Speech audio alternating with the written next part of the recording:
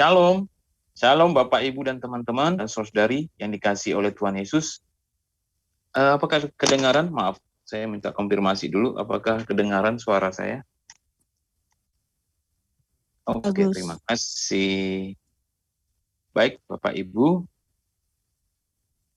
dan teman-teman dan saudari yang dikasihi oleh Tuhan Yesus. Pada pagi hari ini, kembali kita akan bersaat teduh bersama WAFM. Mari kita memuji nama Tuhan, bernyanyi, kita membaca Alkitab, firman Tuhan, dan kita juga merenungkannya, dan kembali kita akan menyampaikan rema-rema yang kita terima atas perenungan kita terhadap firman Tuhan itu. Terpujilah nama Tuhan. Saya akan bernyanyi, Bapak Ibu, mari bersama-sama kita memuji Tuhan.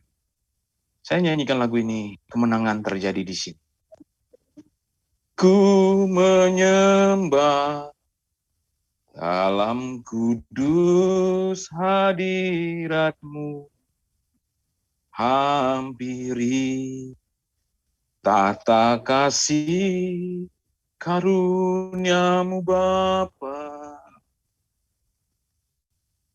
Kekuatanku hanya dalam hadirat-Mu, Yesusku. Kaulah segalanya. Ku yakin Kau hadir di sini. Ku rasakan kuasa yang tak terbatas. Ku yakin Kau nyata di sini. Kemenangan terjadi di sini. Ku yakin Kau hadir di sini. Ku rasakan kuasa yang tak terbatas. Ku yakin Kau nyata di sini. Kesembuhan terjadi di sini. Ku yakin Kau hadir di sini. Ku rasakan kuasa yang tak terbatas. Ku yakin Kau nyata di sini. Kelepasan terjadi di sini. Segenap jiwaku memuji-Mu. Sungguh besar Kau, Yesusku. Segenap hatiku menyembah-Mu. Kau besar, Kau besar, Kau besar, Kau besar. Ku yakin Kau hadir di sini. Ku rasakan kuasa yang tak terbatas. Ku yakin Kau nyata di sini. Kemenangan terjadi di sini. Kemenangan terjadi di sini. Mari kita bersatu di dalam doa. Ya Bapa kami yang di surga, Bapa yang mengasihi kami, Bapa yang memimpin kami dengan perantaraan Roh Kudus-Mu di dalam saat teduh kami. Bersama WAFM, We Are For More tadi. Pagi hari ini kami datang dengan ucapan syukur. Pagi ini kami datang menyembah-Mu. Pagi ini kami datang bersekutu satu dengan yang lain, walaupun dari tempat kami yang berbeda-beda, tapi hati dan pikiran kami tertuju kepadamu, tertuju kepada Putra-Mu, tertuju kepada Roh Kudus. Berkatilah Bapa ibadah saat teduh kami. Sertai kami dengan perantaraan Roh Kudus yang memimpin saat teduh kami ini dari awal hingga akhir.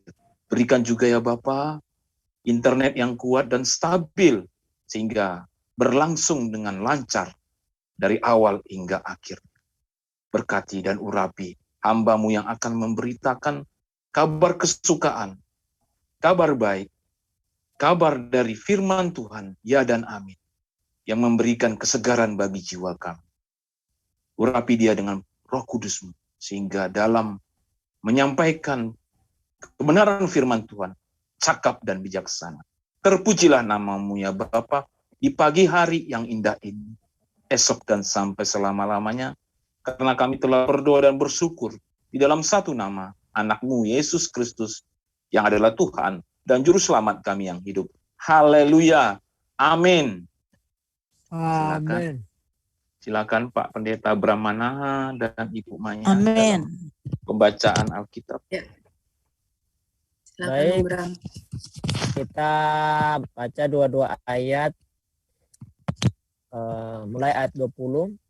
Janji dan teguran kepada Israel. Ayat 20. Sesungguhnya aku mengutus seorang malaikat berjalan di depanmu untuk melindungi engkau di jalan dan untuk membawa engkau ke tempat yang telah kusediakan. Ayat 21. Jagalah dirimu di hadapannya dan dengarkanlah perkataannya. Janganlah engkau mendurhaka kepadanya, sebab pelanggaranmu tidak akan diampuninya, sebab namaku ada di dalam dia. Odek. Ayat yang ke-22, tetapi jika engkau sungguh-sungguh mendengarkan perkataannya dan melakukan segala yang kufirmankan, maka aku akan memusuhi musuhmu dan melawan lawanmu. Sebab malaikatku akan berjalan di depanmu dan membawa engkau kepada orang Amori, orang Het, orang Yeris, orang Kanaan, orang Hewi, dan orang Yebus, dan aku akan melenyapkan mereka. Presti. Janganlah Presti. engkau sujud menyembah kepada Allah mereka atau beribadah kepadanya, dan janganlah engkau meniru perbuatan mereka, tetapi haruslah engkau memusnahkan sama sekali patung-patung berhala buatan mereka, dan tubuh-tubuh berhala mereka haruslah kau remukan sama sekali. 25. Tetapi kamu harus beribadah kepada Tuhan Allahmu, maka Ia akan memberkati roti makananmu dan air minumanmu, dan aku akan menjauhkan penyakit dari tengah-tengahmu. Marta. Marta. Ya. Iya, tidak akan ada di negerimu perempuan yang keguguran atau mandul. Aku akan menggenapkan tahun umurmu. Kengerian terhadap aku akan kukirimkan mendahului engkau. Aku akan mengacaukan semua orang yang kau datangi, dan aku akan membuat semua musuhmu lari membelakangi engkau. Pak Hari.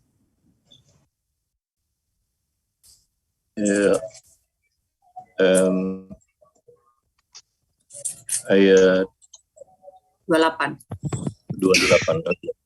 Lagi aku akan melepaskan tabuhan mendahului engkau, sehingga binatang-binatang itu menghalau orang Hewi, orang Kanaan, dan orang Het itu dari depanmu. Aku tidak akan menghalau mereka dari depanmu dalam 1 tahun, supaya negeri itu jangan menjadi sepi, dan segala binatang hutan jangan bertambah banyak melebihi engkau. Sedikit demi sedikit, Ayat 3. aku, oh ya, Ya, lanjut. Udah ya? Oke.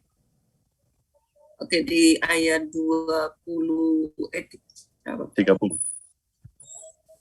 Keluaran 30. Sedikit demi sedikit aku akan menghalau mereka dari depanmu, sampai engkau beranak cucu sedemikian, hingga engkau dapat memiliki negeri itu. 31. Aku akan menentukan batas daerahmu dari Laut Tebereu sampai Laut Filistin, dan dari padang gurun sampai sungai Efrat, sebab aku akan menyerahkan penduduk negeri itu ke dalam tanganmu, sehingga engkau menghalau mereka dari depanmu. Ayat 32, ya, ayat 32.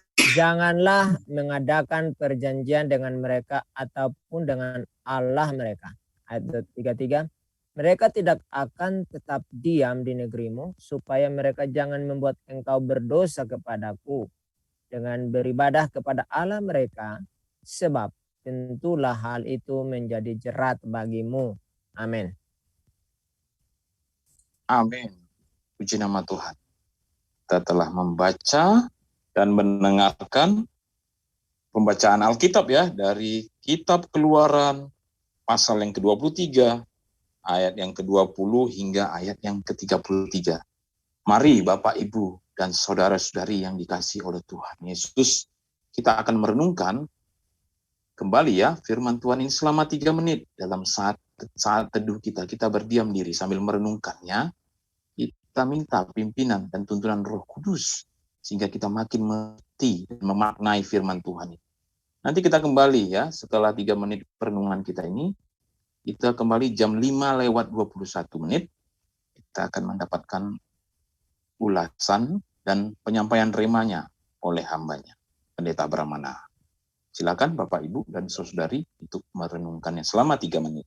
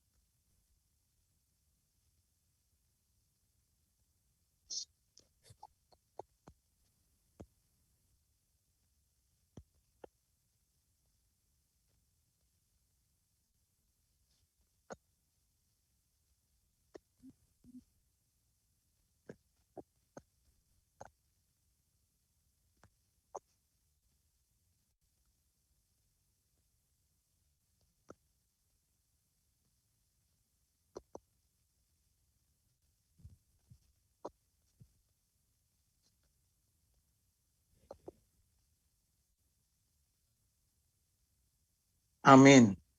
Saatnya Bapak, Ibu, dan saudara-saudari yang dikasihi oleh Tuhan Yesus, kita akan mendengarkan ulasan dan penyampaian rema oleh hambanya Pendeta Brahmana.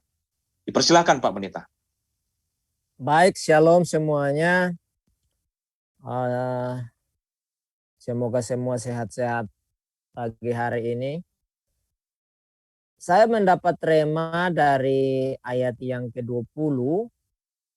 Di sana dikatakan, Sesungguhnya aku mengutus seorang malaikat berjalan di depanmu untuk melindungi engkau di jalan dan untuk membawa engkau ke tempat yang telah kusediakan. Dari ayat ini, rema yang saya dapat adalah sebagai anak Tuhan, Bapa kita atau Sang Raja kita selalu memberikan kepada kita pengawal pribadi. Jadi kita punya pengawal pribadi.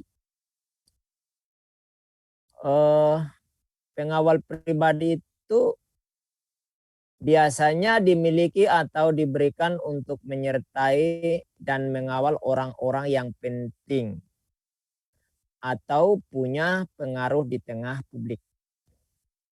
Biasanya kan begitu, misalnya presiden, anak-anak presiden, keluarga presiden, atau anggota dewan, para menteri, dan seterusnya. Nah, itu baru dikasih pengawal pribadi, atau misalnya para artis dan sebagainya. Nah, jadi ada yang harus mendampingi mereka sebagai bodyguard, ya, untuk melindungi keamanan mereka. Nah, itu biasanya seperti itu yang namanya pengawal pribadi. Jadi tugas mereka adalah untuk menjaga dan menjamin keamanan dan kenyamanan serta keselamatan orang yang dikawal. Ya. Dan seorang pengawal atau para pengawal itu biasanya berjalan mendahului yang dikawal. Untuk apa? Untuk mensterilkan, ya, tempat di mana orang yang dikawal itu lewat. Ya. Nah, dalam ayat ini kita melihat bahwa Tuhan katakan Ia akan mengutus malaikatnya untuk mendampingi kaum Israel dan dalam perjalanan mereka menuju tanah Kanaan. Ya. Dan malaikat itu berjalan di depan mereka, mendahului mereka gitu, ada di depan. Nah, jadi Alkitab mencatat bahwa kita adalah anak-anak Allah atau anak-anak Sang Raja Maha Besar, ya, Raja di atas segala raja. Atau kita disebut sebagai anak-anak kerajaan Allah. Wah, kedengarannya kan keren sekali itu. Ya.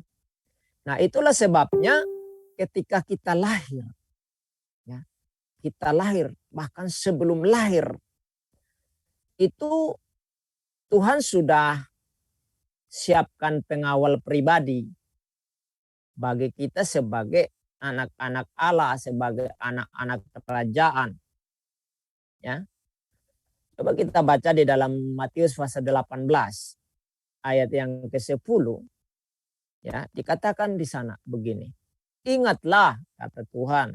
Ya, jadi kita harus ingat sebagai anak Tuhan, harus ingat-ingat. Ya, jangan hanya dengar iklan ingat-ingat gitu aja, tapi firman Tuhan kita harus ingat juga, ya, perkataan Tuhan. Nah, jangan menganggap rendah seorang dari anak-anak kecil ini, karena aku berkata kepadamu, ada malaikat mereka di sorga yang selalu memandang wajah Bapakku yang di sorga. Jadi kita itu diberikan seorang malaikat khusus untuk matanya selalu tertuju ke sorga. Kenapa sih harus ke sorga? Supaya dia memperhatikan apapun yang dilakukan atau dikatakan oleh Bapa kita di sorga, Sang Raja Maharaja itu, untuk dilakukan kepada kita sebagai yang dikawal. Kalau matanya tidak tertuju di sana, kan dia, malaikat itu kan tidak maha tahu. Nanti dia jalan ke mana-mana sehingga perintah untuk dia lakukan justru dia tidak lakukan. Nah, jadi matanya harus tertuju ke sana terus. Jangan sampai lalai untuk melakukan apapun yang diperintahkan, apapun yang dilakukan untuk kepentingan daripada orang yang dikawal itu, yaitu anak Tuhan. Ya. Luar biasa kita ini. Istimewa, bukan hanya dikaruniakan percaya, tapi dikawal. Bahkan dari kandungan sudah disiapkan. Ya. Jadi sebagai anak Tuhan dan anggota keluarga Allah, kita tidak perlu takut terhadap apapun juga. Ya, apapun juga, nggak perlu takut. Kenapa? Karena kita selalu memiliki pengawal pribadi, ajudan pribadi, yakni malaikat. Nah, malaikat itu disebut sebagai malaikat pengawal. Jadi malaikat itu fungsinya macam-macam. Ada malaikat pengawal, ada malaikat penjaga, ada malaikat pelindung, macam-macam. Dan itu ring per ring gitu. Kalau saya baca di Alkitab itu ada kurang lebih itu 4 ring sebelum sampai kepada pengawal pribadi itu. Pengawal pribadi itu kita tidur pun dijaga, dilindunginya. Dan itu malaikat pengawal itu adalah malaikat kalau kita sekarang itu ya dalam sistem militer itu namanya penembak jitu. Jadi dia tutup mata pun nembak kena dia. Nah, itu orang yang benar-benar terlatih benar. Nah, dan itu tugasnya untuk menjaga misalnya presiden kepala negara gitu kan. Jadi tutup mata tembak kena dia. Orang itu. Ya. Ada musuh dimanapun ada misalnya ada gerakan sedikit langsung hadap tembak kena. Itu pengawal pribadi. Nah, itu kita punya pengawal semacam itu, bayangin gitu. Ya. Bahkan Alkitab mencatat bahwa malaikat telah diperintahkan untuk berkemah di sekeliling kita ini ya, sebab sebagai anak maharaja, sebagai anak Allah ya yang menguasai alam semesta ini. Jadi luar biasa. Di dalam kitab Mazmur pasal 34 ayat 8 dikatakan malaikat Tuhan berkemah di sekeliling orang-orang yang takut akan Dia lalu meluputkan mereka. Nah, ini kalau kita baca Alkitab ini malaikat ini adalah malaikat ring paling luar. Ya, yang menjaga kita tuh ring paling luar. Nah, mau bayangin itu. Nah, kalau teman-teman yang pernah ikut yang namanya berkemah, tahu ini fungsi ini. Nah, saya dulu kan sering ikut perkemahan gitu. Jadi dalam satu kemah itu minimal 7 orang, minimal, ya, maksimal itu 10 gitu, ya. Nah, dan itu bukan satu kemah, jadi bendera itu di tengah, kemudian kita kemah keliling itu. Jadi kalau musuh masuk, udahlah habis perkara gitu kan. Ada yang menyusup masuk itu habis perkara gitu. Nah, jadi kita pun malaikat berkemah mengelilingi kita seperti itu. Bayangkan kalau kita itu yang berkemah itu ada kemahnya 10 aja. Nah, hitung aja 10 kali 7. Udah berapa tuh.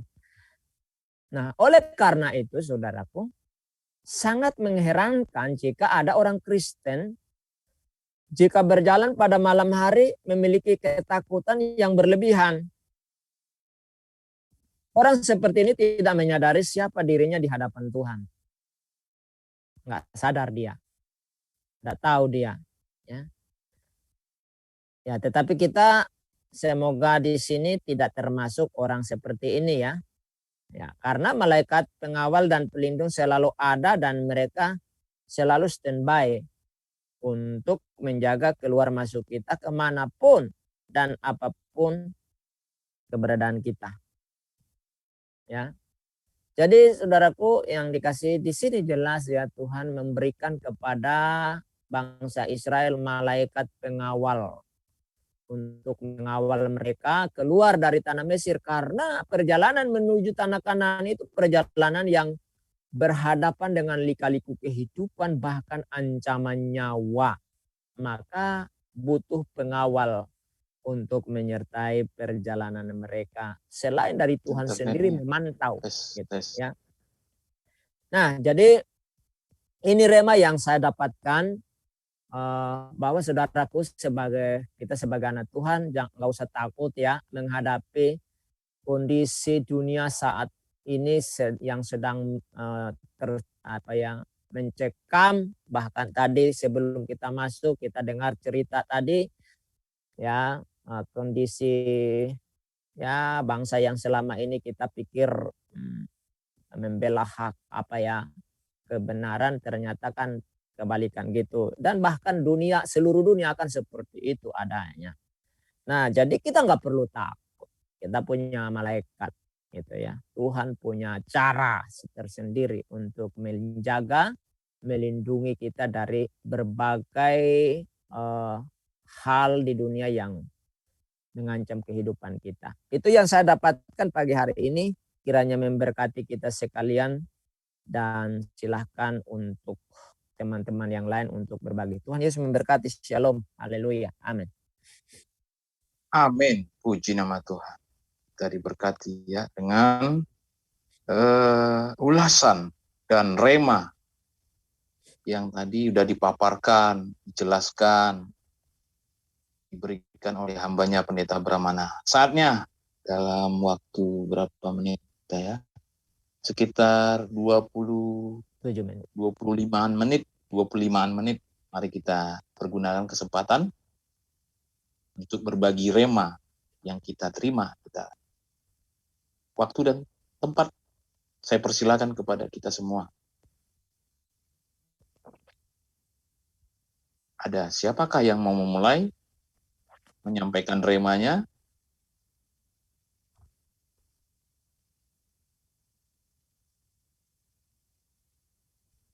Sebelum ke Bapak, Ibu, dan Saudara-saudari, saya juga punya pengalaman itu ya. Bagaimana memaknai apakah ini malaikat atau tidak. Saya pernah dengan persekutuan doa, tapi ini tempat kami berbeda-beda tinggalnya.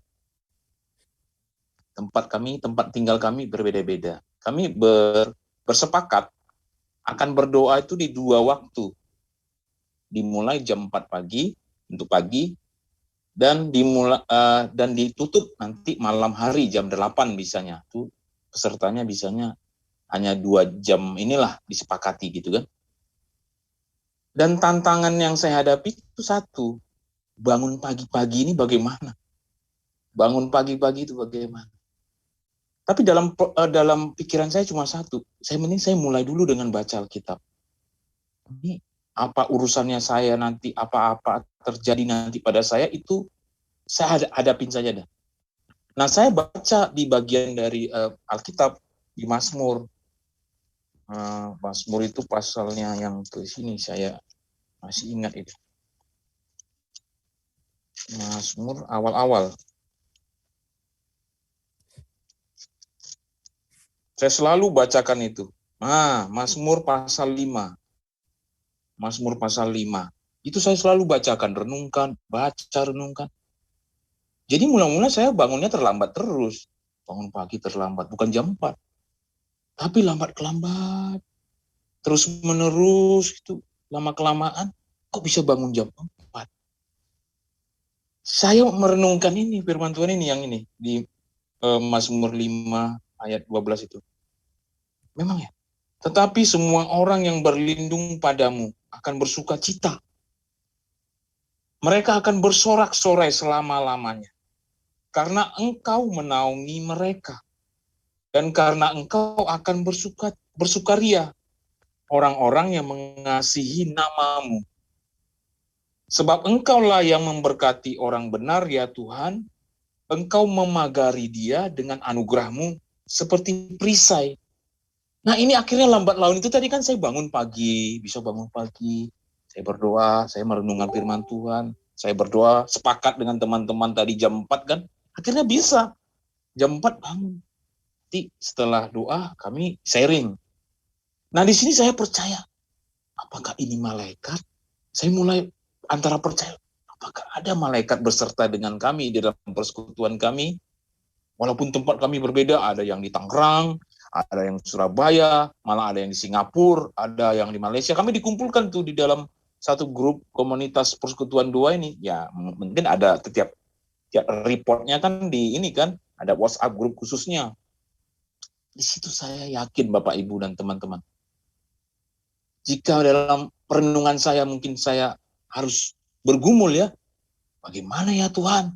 Saya bangun pagi, sementara kami sudah sepakat akan berdoa pagi jam 4 dan tutupnya malam jam 8. Tapi saya yakin, adakah malaikat Tuhan, apakah Tuhan yang mengirim malaikatnya untuk membangunkan yang satu-satu ini? Ya, yang membangunkan. Sudah sepakat kan dengan teman-teman akan berdoa pagi jam berapa? Jam 4. Saya pernah gitu 1 menitnya lagi jam 4 saya terbangun.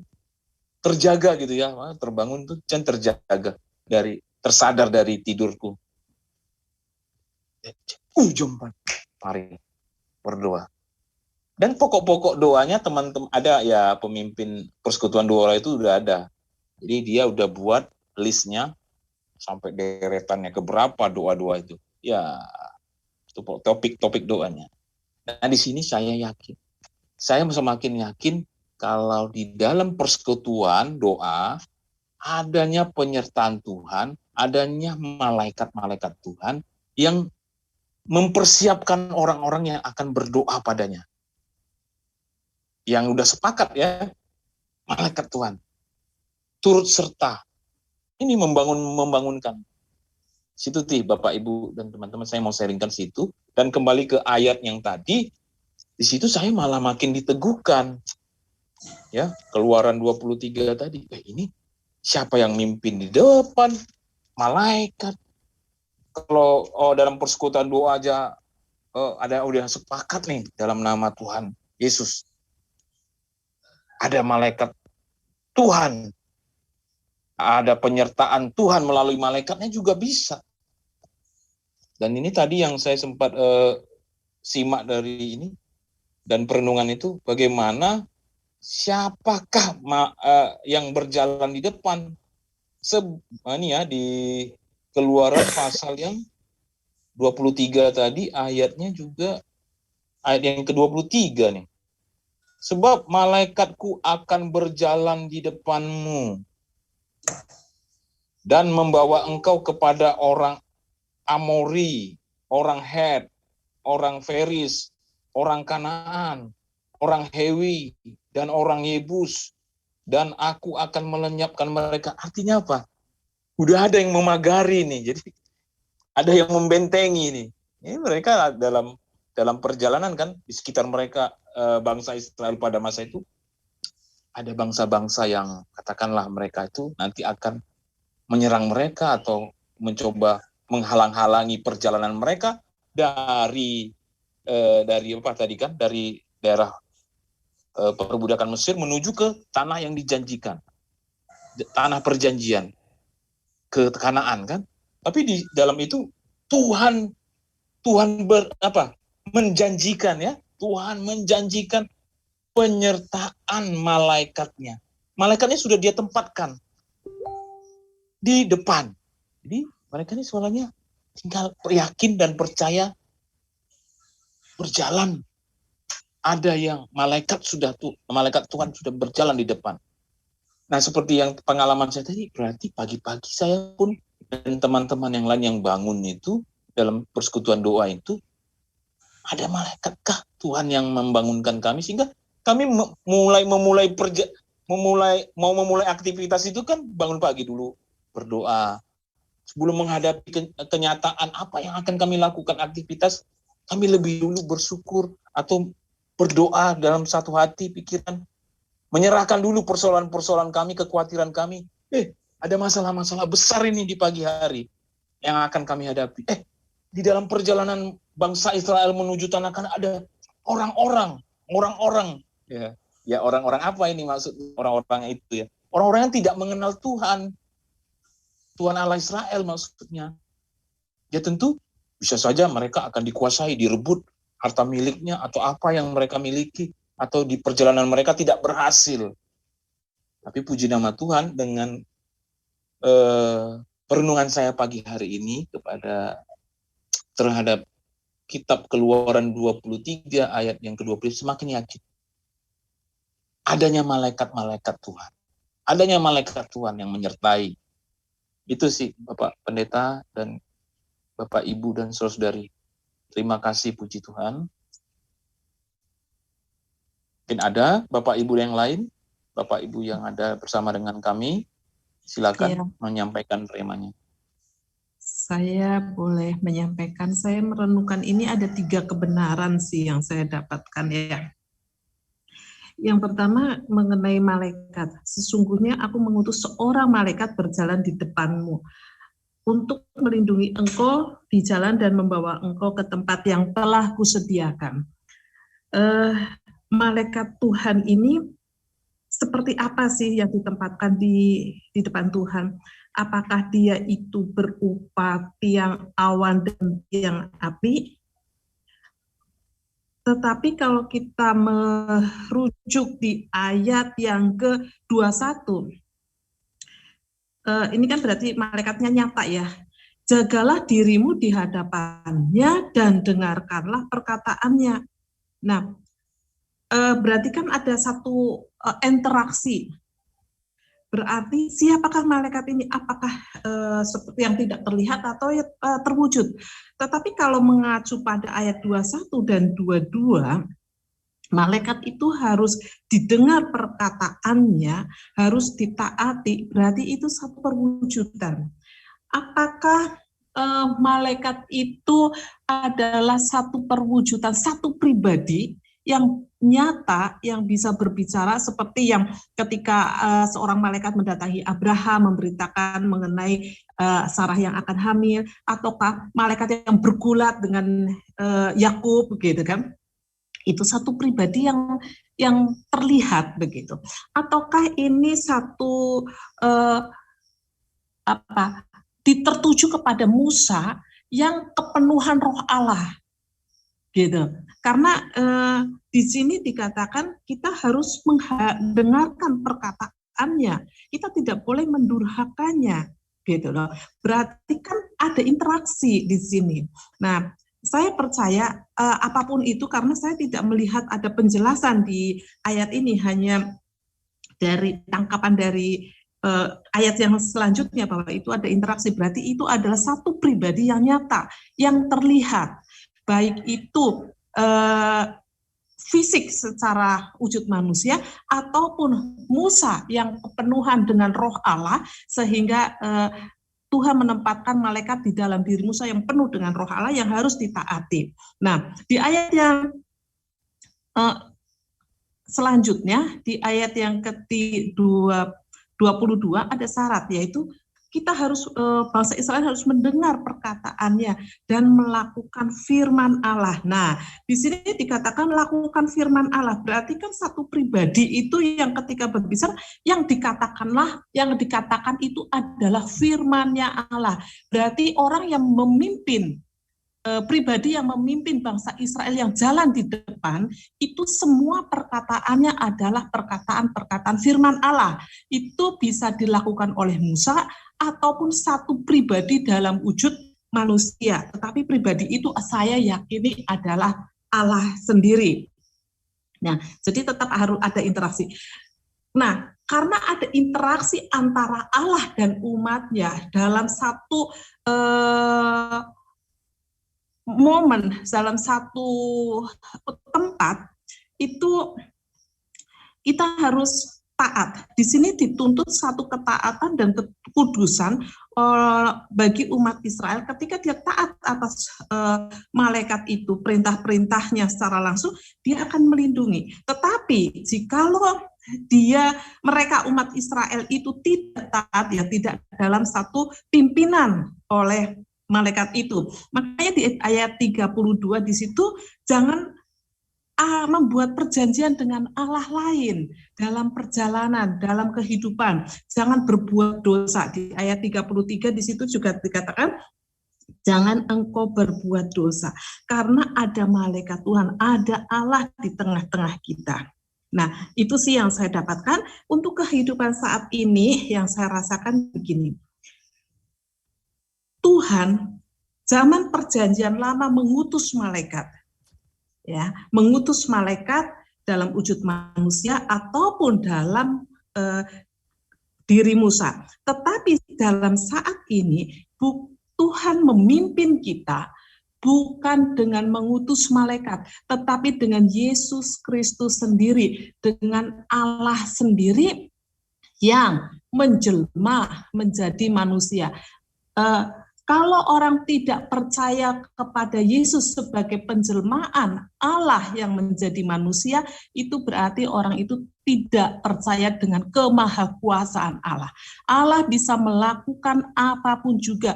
Dia bisa mengubah dirinya datang ke dunia menjadi Yesus Kristus. Maka saya meyakini bahwa Yesus Kristus adalah Allah sendiri. Allah sendiri yang memimpin kehidupan kita, menjaga kita, membawa kita, menolong kita, sampai Yesus Kristus itu mengorbankan dirinya sendiri di kayu salib untuk dosa-dosa kita. Karena itu, kita yang sudah ditebus dalam pimpinan dan pertolongan Tuhan Yesus, mari saya terutama jangan berbuat dosa lagi. Dan juga mari saya itu mendengarkan perkataan-perkataan dan ajaran-ajaran yang diberikan oleh Tuhan Yesus, yaitu masih Allah dengan segenap hati, akal budi, dan juga sesama manusia seperti diri sendiri. Itu sih yang saya dapatkan rema pada pagi hari ini. Terima kasih.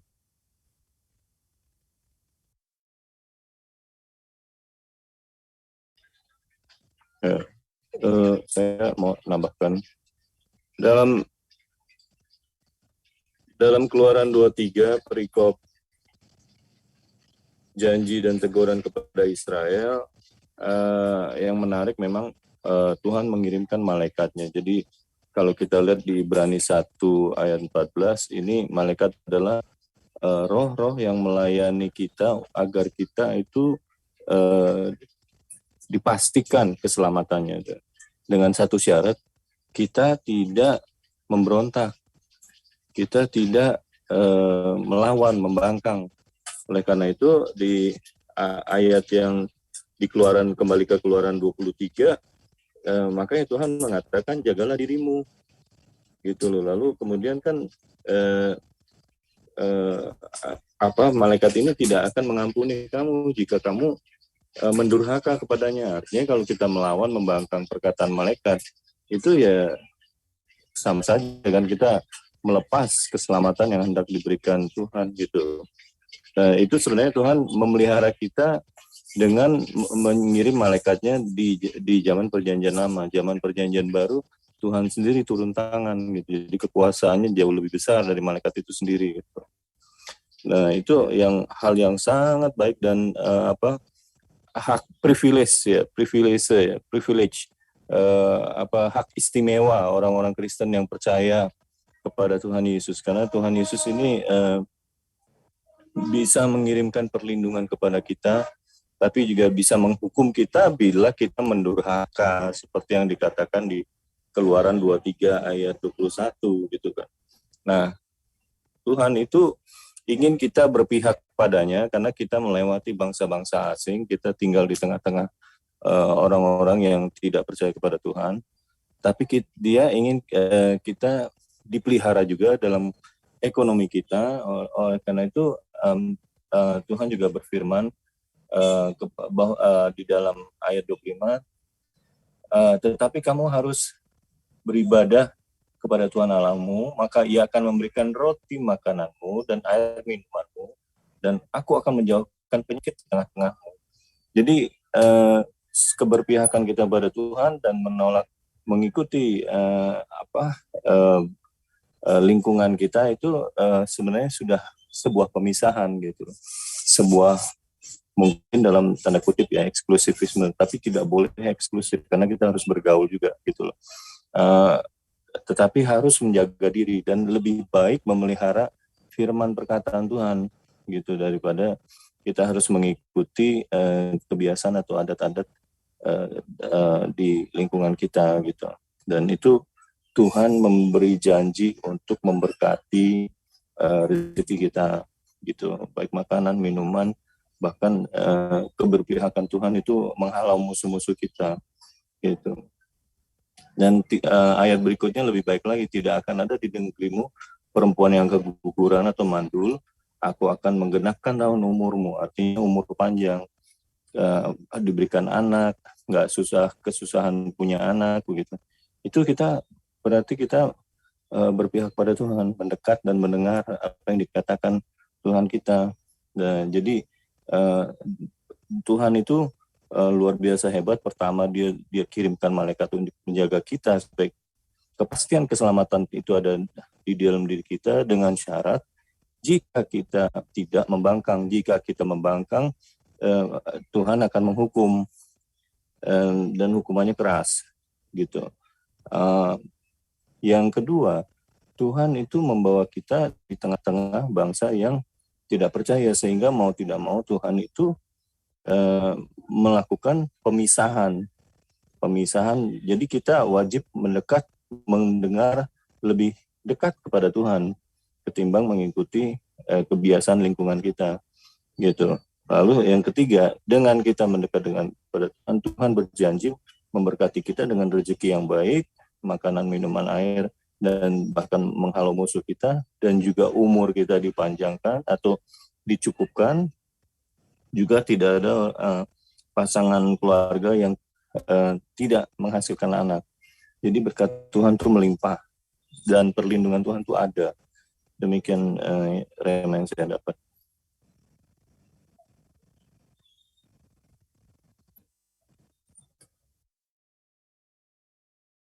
Iya. Apakah Bapak, Ibu, dan saudara-saudari masih ada yang mau menyampaikan remanya? Terima kasih Pak, saya sangat diberkati dengan kebenaran firman Tuhan ini. Ya, dari teman-teman tadi sudah sampaikan, saya juga diberkati oleh kebenaran firman Tuhan ini. Dari ayat 23 sampai terakhir ini, bagaimana penyertaan Tuhan, janji Tuhan, perlindungan Tuhan itu terjadi di dalam kehidupan saya pribadi. Dulu waktu Tuhan izinkan saya di pelayanan di Papua, saya tidak tahu bagaimana, mungkin ada kesalahpahaman atau bagaimana gitu ya, sehingga saya dilaporkan ke aparat bahwa saya dan tim itu akan membuat pemberontakan ke Indonesia. Saya dan tim melatih orang-orang pedalaman gitu ya, orang-orang PM untuk memberontak. Lalu akhirnya saya selama 7 hari 7 malam saya dicari oleh Kopassus, karena saya sudah tahu bahwa saya sedang dicari. Lalu akhirnya teman-teman saya ada waktu itu ada yang dari Amerika, dari mana gitu, saya bilang kalian keluar aja dulu dari tempat ini biar saya yang ditangkap sama mereka. Sampai akhirnya mereka semua keluar, dan hari yang ke-7 saya ditangkap. Mereka tidak tahu Dadang itu yang mana gitu. Jadi waktu mereka datang, mereka tanya, mana Dadang? Saya takut. Saya bilang, nanti saya cari dulu di belakang, padahal itu saya sendiri. Jadi waktu ditangkap, mereka teriak, mereka bilang, cepat, yang namanya Dadang tolong keluarkan. Akhirnya saya keluar, saya di belakang tuh, saya bilang, Tuhan tolong, saya tidak tahu apa yang terjadi sehingga saya harus seperti ini. Akhirnya saya ditangkap, itu lengkap dengan senjata, kanan kiri muka belakang. Saya ditodong dengan laras panjang. Mereka bilang, saya dibawa. Tapi yang saya bersyukurnya waktu saya dibawa, ada anak-anak Tuhan, orang-orang pedalaman tahu bahwa saya ditangkap. Lalu mereka semua sampaikan ke kepala suku dan ke yang lain-lainnya bahwa saya ditangkap. Lalu akhirnya mungkin ada 2 jam kemudian itu segerombolan sekelompok orang-orang dari pedalaman datang dan mereka bilang, tolong lepaskan Dadang, karena Dadang itu guru saya. Mereka yang ngajarkan anak-anak saya di tempat ini. Kalau tidak ada mereka, anak-anak saya tidak bisa baca dan tulis. Dan dikasih Tuhan di sini, bagaimana Tuhan tolong, bagaimana Tuhan memelihara saya, sehingga sedikit pun saya tidak kena luka, tidak apa-apa, dan badan saya tetap utuh gitu. Biasanya katanya kalau ditangkap oleh orang-orang seperti itu, saya bisa saja mungkin mati. Tetapi yang saya bersyukur bagaimana Tuhan tolong, Tuhan menyertai gitu ya. Sehingga akhirnya mungkin ada 100 orang datang mengelilingi pos itu, akhirnya saya dilepaskan. Nah itu Bapak yang kasih Tuhan, itu malaikat surgawi, ya Tuhan itu berdaulat atas seluruh kehidupan kita. Jadi dimanapun kita berada, kita tahu bahwa itu Tuhan yang tempatkan pada saat kita menjadi saksinya Kristus.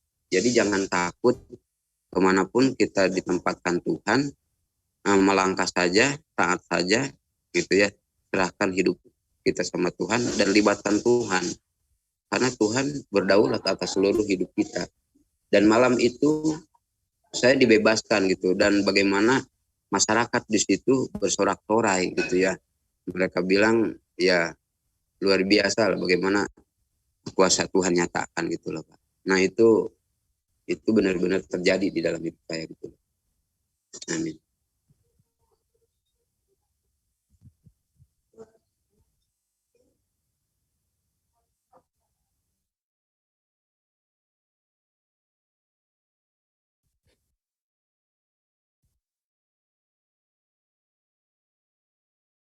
Ya, puji nama Tuhan ya, Bapak, Ibu, dan saudari yang dikasihi oleh Tuhan Yesus. Pagi hari ini kita diberkati dengan kesaksian, dengan penyampaian rema, perenungan firman Tuhan, dan firman Tuhan memang sangat luar biasa.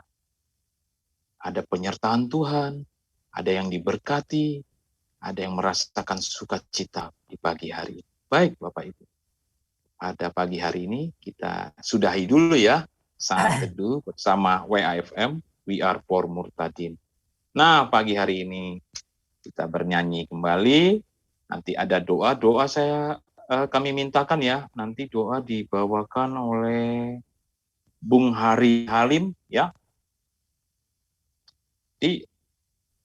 Setelah doa oleh Bung Hari Halim, berkat Tuhan kita terima melalui hambanya Pendeta Brahmana. Saya mau nyanyi lagu ini. Lagu firman. Amin. Pelita bagi kakiku, terang bagi jalanku. Firman-Mu, pelita bagi kakiku, terang bagi jalanku. Waktu ku bimbang dan hilang jalanku, tetaplah Kau di sisiku. Dan takkan ku takut asal Kau di dekatku, besertaku selamanya. Firman-Mu, firman-Mu, pelita bagi kakiku, terang bagi jalanku. Dilanjutkan dengan lagu Ku Masuki Gerbangnya. Ku masuki gerbangnya dengan hati bersyukur, halamannya dengan pujian. Kataku hari ini harinya Tuhan, Dia berduka telah Dia girangkanku, Dia girangkanku, Dia girangkanku, oh Dia girangkanku. Ku bersuka sebab Dia girangkanku, oh Dia girangkanku, oh Dia girangkanku. Ku bersuka sebab Dia girangkanku. Ku masuki gerbangnya dengan hati bersyukur. Ku masuki gerbangnya dengan hati bersyukur, halamannya dengan pujian. Kataku hari ini, kataku hari ini harinya ku bersuka sebab Dia girangkanku. Ayo kita nyanyikan, Dia girangkanku, Dia girangkanku, oh Dia girangkanku. Ku bersuka sebab dia girangkanku. Dia girangkanku.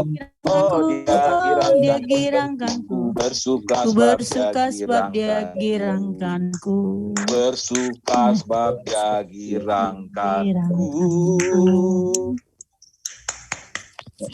Haleluya, puji Tuhan. Silakan Bung Hari. Mari teman-teman kita berdoa. Bapa di surga, kami bersyukur kepadamu, kami juga kepada Tuhan kami Yesus Kristus yang Kau berikan kepada kami. Terima kasih ya Tuhan, terima kasih Bapa, terima kasih Roh Kudus. Terima kasih Engkau memberikan perlindungan kepada kami, pada dan juga kepada masing-masing kami, bahwa Engkau senantiasa maju di depan kami, bahwa kami setia kepadamu, mendengarkan firman-Mu dengan lebih baik lagi. Tajamkan kuping kami ya Tuhan, beri kami kuping telinga seorang murid ya Tuhan, supaya hati kami rindu kepadamu, ajaran-Mu dan didikan kehidupan-Mu ya Tuhan.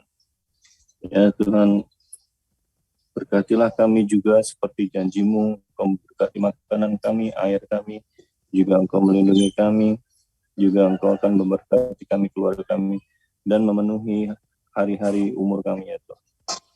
Pelihara kami dalam firman-Mu dan firman-Mu melihara kami dalam kehidupan kami ya. Kiranya Engkau mencondongkan hati kami untuk memelihara dan menyimpan firman-Mu yang kami dengar. Terima kasih ya Tuhan Yesus.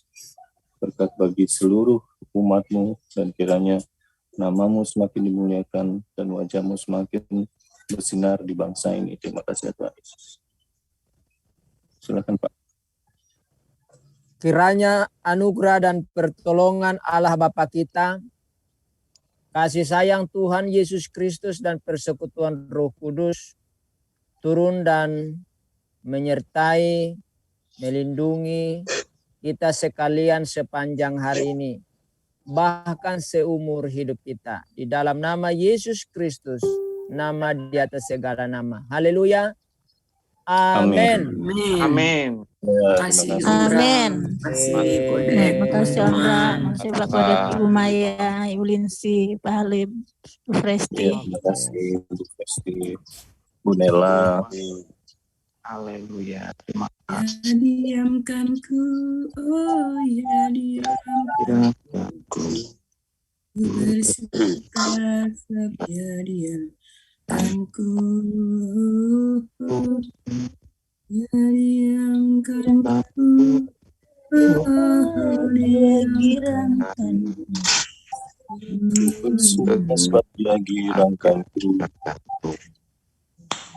Ku masuki gerbangnya dengan hati bersyukur, halamannya dengan pujian. Kataku hari ini harinya Tuhan. Ku bersuka sebab dia girangkanku. Dia girangkanku, oh dia girangkanku. Ku bersuka sebab dia girangkanku. Dia girangkanku, oh dia girangkanku. Ku bersuka sebab dia girangkanku. Haleluya. Itu ada teksnya kan? Bisa tahu. Iya. Tuhan itu luar biasa ya. Dia benar-benar ngirim perlindungan yang kuat ya sebenarnya. Ya sebenarnya sih kita tinggal patuh ya. Kalau nggak patuh kita sendiri yang mengalami kesulitan dalam hidup gitu. Itu menjadi masalah. Makanya kan di dalam Keluaran 23 tadi kan Tuhan bilang jaga dirimu baik-baik gitu loh. Soalnya dia akan menghukum kamu gitu kan. Dia bilang di situ ditulis dia tidak akan mudah-mudah memaafkan kamu gitu loh. Itu benar-benar terjadi sih gitu. Emang luar biasa Tuhan kalau mendidik itu ya sebenarnya keras juga gitu loh. Tapi dia mengimbangi, Tuhan kita tuh mengimbangi dengan berkat-berkatnya gitu. Kalau kamu istilahnya tidak jadi anak bandel, jadi warga yang patuh gitu, warga kerajaan surga yang patuh, berkat Tuhan akan melimpah. Itu kan yang terjadi gitu loh, yang dijanjikan Tuhan gitu. Ya itu luar biasa sebenarnya ya. Pas perikop ini janjinya. Iya.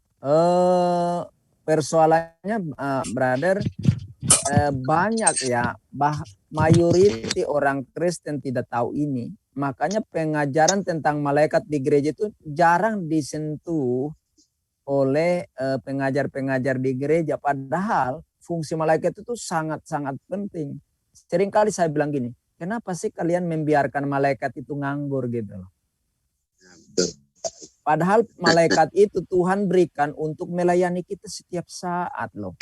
Jadi malaikat itu sebenarnya lebih rendah dari kita. Mereka adalah pelayan kita. Gitu loh. Luar biasa kan? Nah, cuma banyak orang Kristen tidak memanfaatkan keberadaan malaikat. Kalau saya, ya sejak kenal Tuhan saya belajar banyak. Kalau ada hal-hal yang perlu saya langsung lapor sama Tuhan, saya lapor. Tapi kalau ada hal-hal yang berurusan dengan malaikat, saya perintahkan. Kerjakan dalam nama Yesus. Kerjakan. Itu ngeri loh kalau malaikat itu bertindak. Karena apa? Mereka akan lakukan apa yang Tuhan suruh kepada mereka untuk mereka kerjakan demi kepentingan kita. Gitu. Waduh, kalau malaikat itu, karena kita baca kan, kalau malaikat itu nampar bisa berulat orang,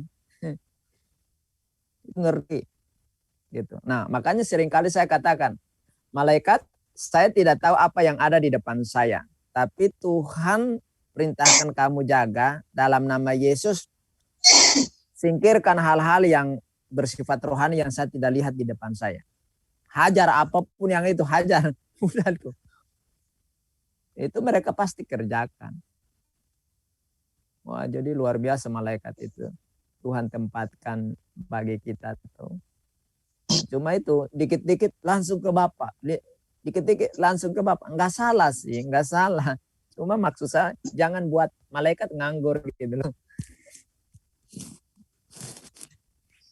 Om Bram, saya kan pernah ngelihat fisik malaikat ya, dengan mata kepala saya sendiri gitu kan. Saya melihat malaikat gitu. Malaikat itu jadi gini. Yang saya tahu, yang saya pernah cerita itu loh, yang saya mau kecelakaan itu. Iya. Saya kan melihat malaikat itu ya. Jadi roh Allah yang ada di dalam diri kita itulah yang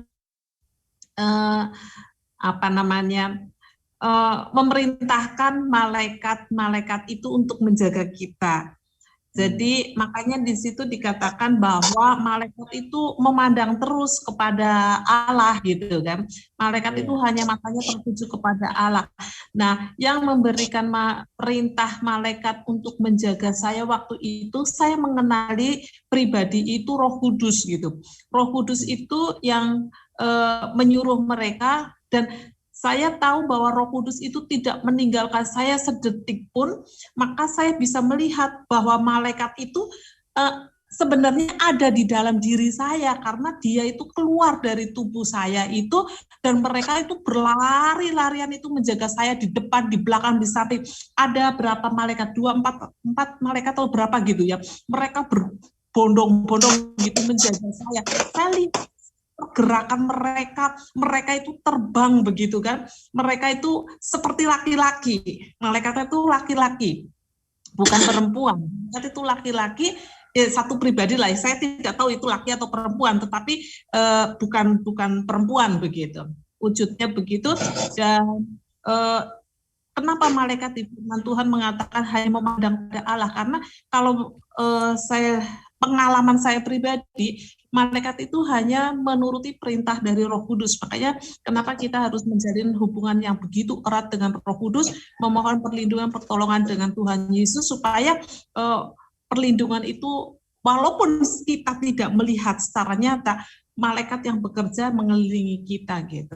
Bersyukur banget saya bisa pernah mempunyai pengalaman melihat malaikat gitu. Amin. Ibu Bapak, saya pamit dulu ya, temanku sudah datang, masih mau kerja. Oh iya Bu, mau. Ya, Tuhan Yesus berkati. Ya. Beraktivitas. Ya. Nah, kalau berbicara soal malaikat, inilah kadang-kadang banyak orang Kristen itu aneh. Kemarin kemarin kan saya nonton video memang mengulas tentang malaikat, bahwa malaikat itu nggak bersayap loh. Nggak bersayap katanya. Karena dalam teks-teks kuno itu tidak pernah membahas bahwa malaikat itu bersayap.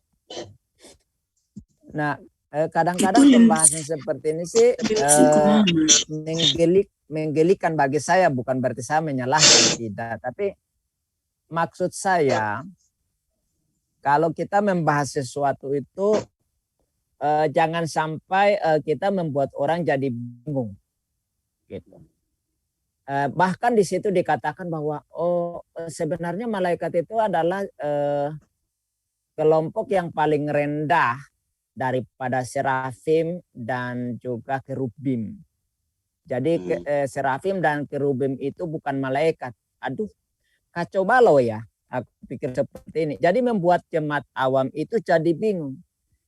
Kerubim sama serafim itu malaikat. Cuma malaikat itu ada tingkat-tingkatnya, ada jabatan-jabatannya juga.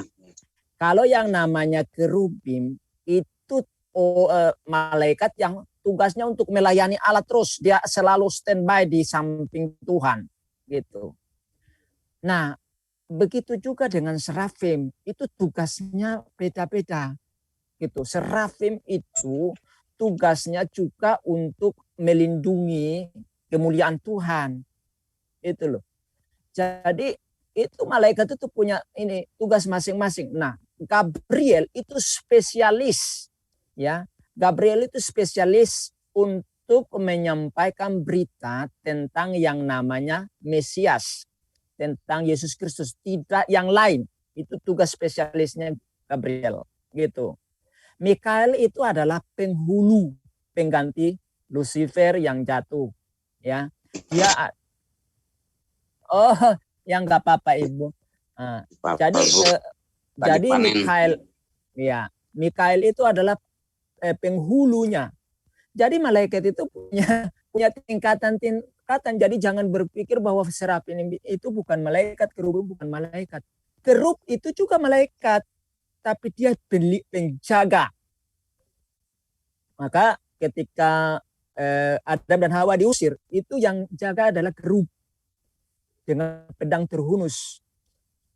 Itu jadi kadang heran ya, orang kalau membahas sesuatu kok membuat jemaat jadi bingung, gitu. Nah, soal sayap atau tidak punya sayap, kata sayap itu kan itu berbicara tentang apa? Ya memang malaikat itu nggak punya tubuh kayak burung gitu di belakangnya, enggak ada. Kalau ada juga yang berpikir bahwa malaikat itu punya sayap kayak burung, nah itu juga keliru. Itu kan simbolik tentang malaikat itu enggak butuh sayap untuk kemana-mana. Tapi itu menggambarkan bahwa malaikat itu sama dengan Tuhan yang bisa tembus dimensi gitu, bisa ke langit tanpa bersayap. Tapi enggak, kata sayap itu untuk menggambarkan itu gitu loh. Jadi kadang-kadang lucu juga sih. Ada yang mencoba untuk membahas malaikat sebegitu, tapi akhirnya buat jemaat bingung gitu. Lah terus serafim sama kerub itu apa? Berarti ada makhluk lain lagi dong di sorga selain malaikat dan Tuhan, ya kan? Padahal di sorga itu cuma Tuhan dan malaikatnya, nggak ada lain. Nah, jadi kan akhirnya kita buat teori gap nanti. Nah, itulah teori-teori gap yang disebutkan, teori celah, di mana menaruh sesuatu yang lain yang bukan sebenarnya yang diisyaratkan oleh Alkitab. Itu kacau kan jadinya. Nah, terus serafim itu mau tanya siapa? Ada selain malaikat, Tuhan, lalu siapa lagi? Kalau bukan malaikat, serafim. Nah, itu. Ya, jangan karena kita mau buat konten untuk YouTube terus asal bunyi kan. Padahal itu kan edukasi masalahnya. Sekali salah ya jadi salah. Gitu. Ini penting sih untuk pembahasan tentang malaikat, roh-roh jahat, ya kan? Roh jahat itu kan sedikit-sedikit kan orang bilang, oh iblis. Enggak semua roh jahat itu iblis. Gitu. Nah, ada tingkat-tingkatannya, ada jabatan-jabatannya. Jadi di roh dunia roh jahat pun ada jabatan-jabatan, ada petinggi-petinggi dan rakyat jelata dan pokoknya ada seperti itulah. Makanya kerajaan dunia ini sebenarnya merupakan gambaran dari apa yang ada di dunia roh. Baik itu dunia roh kan berarti kita berbicara tentang Tuhan, malaikat, dan roh jahat. Kan begitu. Makanya kemarin ada orang Islam nanya, orang Kristen itu bingung, kacau balau karena tidak bisa membedakan antara jin dan roh. Lo kamu yang goblok, kamu yang bodoh, kamu nggak tahu kok dunia roh. Kamu dibilang bodoh tentang dunia rohani. Kalau kami mah jelas, jin itu ya roh jahat. Roh jahat itu masuk golongan roh. Roh itu malaikat, aku bilang. Golongan roh itu malaikat, Tuhan, ya, dan roh jahat. Nah, kamu kan enggak tahu. Kamu kan hanya, makanya kadang-kadang kamu jin dibilang bukan setan. Setan dibilang iblis. Iblis itu bukan pribadi gitu. Terus bagi kamu tuh malaikat itu bukan Jibril, tapi di sisi lain Jibril malaikat. Bingung kan? Ya karena kamu nggak dikasih tahu. Roh itu urusan Allahmu katanya, ya kan? Bukan urusan kamu. Jadi kamu nggak perlu tahu. Makanya kamu cukup untuk ditipu. Nah, kita ke kekristenan enggak. Kita di kekristenan itu dijelaskan itu detail. Apa itu jin, apa itu malaikat. Nah, ya kan? Gitu.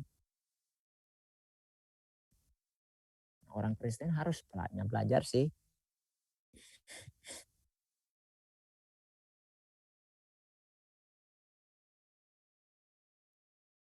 Kalau saya pernah lihat juga sih kalau roh jahat begitu kan. Kalau yang bentukan-bentukan secara bukan, saya melihatnya secara fisik mata lihat gitu juga pernah. Terus kalau yang berwujud-wujud itu roh-roh jahat yang wujud gitu, ada gumpalan lah, perempuan lah gitu, itu abaikan sajalah gitu menurut saya sih ya kalau ngelihat kayak gitu ya. Tetapi yang pernah saya lihat yang kita harus serahkan roh Tuhan itu biarlah Tuhan yang berperang melawan mereka itu dalam bentuk gumpalan asap. Tidak berwujud. Kalau ada roh yang berwujud, nggak usah diurus lah itu gitu kan, abaikan. Tapi kalau yang dalam bentuk asap, saya langsung minta perlindungan Tuhan, biar Tuhan yang berperang melawan mereka. Itu sih biasanya kalau ngelihat roh jahat begitu. Jadi memang sih ada gitu. Tapi percaya Tuhan melindungilah kita dari roh-roh itu. Makanya pernah ada satu. Silakan, Bu. Iya, makanya pernah ada satu anak kecil ketika kita makan di satu restoran gitu, ada anak kecil, dia sangat amat ketakutan ketika kipas angin itu dinyalakan. Saya bilang, Ibu jangan paksa anak itu masuk ke restoran ini dengan kipas angin yang sedang menyala begitu. Saya bilang gitu, jangan Bu, biarkan Bu, biar dia keluar Bu, jangan di situ. Saya bilang gitu sampai saya berhenti. Karena saya tahu bahwa saya pernah lihat bahwa kipas angin ketika menyala itu yang saya lihat adalah sungai, aliran air sungai, saya berhenti, aliran sungai air, dan itu padahal roh-roh jahat itu pada berjalan berbondong-bondong itu melalui putaran angin itu gitu loh. Melalui angin itu, mereka jalan rame-rame begitu.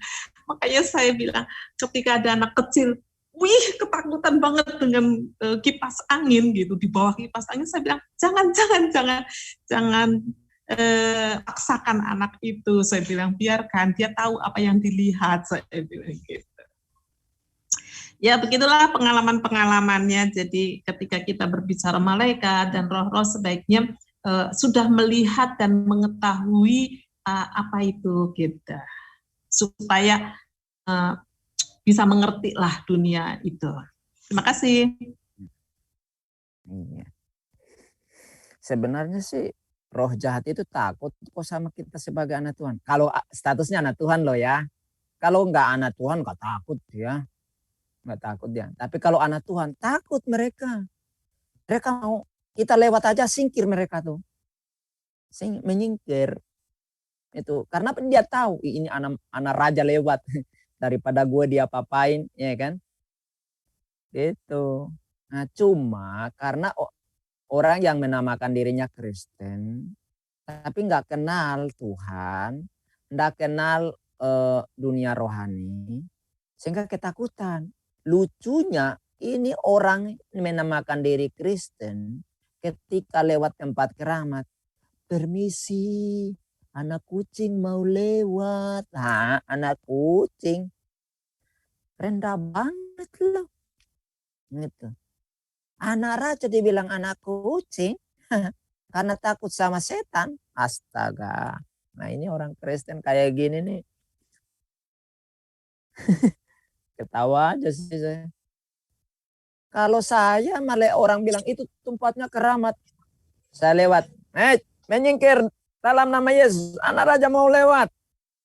Saya pikirin tuh setan-setan itu pada berdesakan. Minggir. Lu cepet ke sana gitu kan. Anak raja lewat kok anak kucing. Iya, tergantung pengajaran di kayaknya itu Pak, itu kurang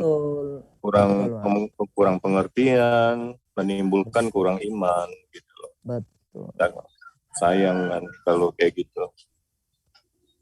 Pak, itu teman saya, itu kami sama-sama loh ini di pelayanan di perusahaan ini. Itu pendeta. Masih juga percaya kayak gituan. Jadi satu saat kami itu kunjungan orang sakit.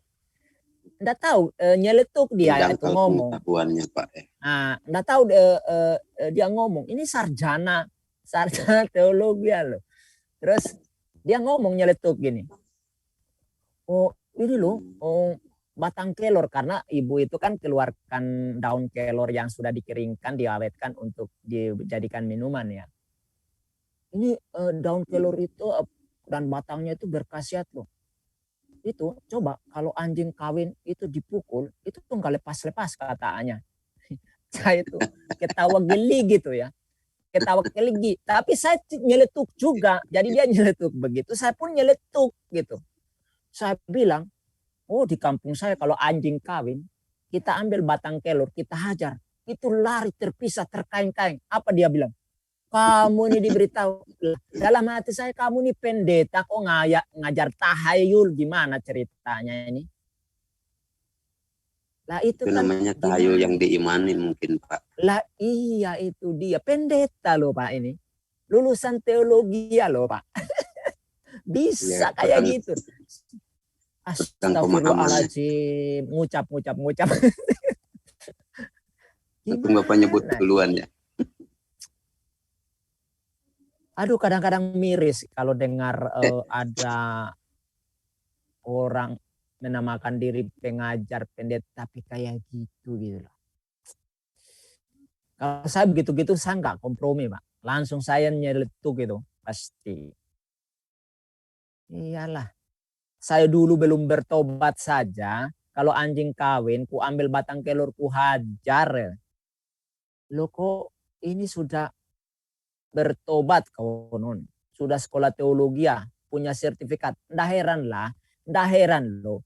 Christian Prince bilang, kamu itu keledai yang bersertifikat. Betul itu. Betul.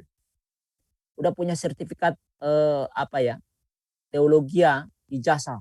Sarjana teologi, master teologi, doktor teologi di bidangnya masing-masing. Tapi masih punya otak kayak gitu loh. Masih pakai tahyul masuk kayak gitu. Astaga. Gimana ya saya pikir. Orang seperti ini bisa mengajar. Gitu. Lucu sekali bagi saya.